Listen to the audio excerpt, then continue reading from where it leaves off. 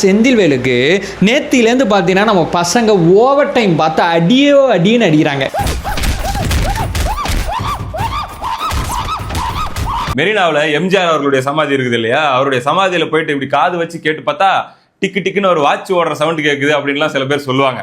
அந்த மாதிரி அதே மெரினாவில் இருக்கக்கூடிய கருணாநிதி அவர்களுடைய சமாதிக்குள்ள அந்த சமாதி கிட்ட போயிட்டு நேத்திருந்து இப்படி காது வச்சு கேட்டா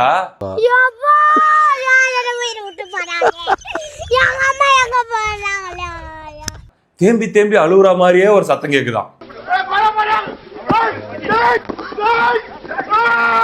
திடீர்னு பார்த்தா அந்த பையதாண்டா பெரிய வேலை பார்த்து விட்டு போயிட்டான்ட்டு, அந்த அண்டா பையதாண்டா பெரிய வேலை பார்த்து விட்டு போயிட்டான் அப்படின்ட்டு.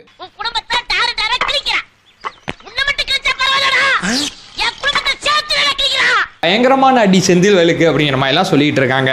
இனிமே உருவைய கருணாநிதி இல்லனா அப்படிங்கிற வார்த்தையை திமுக பயன்படுத்த மாட்டான் அப்படிங்கறது இந்த வீடியோ ஆரம்பத்துல சொல்லிடுறேன். ஏன்டா தயங்குற? தைரியமா சொல்றா, சொல்லு. நீதான் தைரியமான ஆளத்தை சொல்லு, சொல்றா.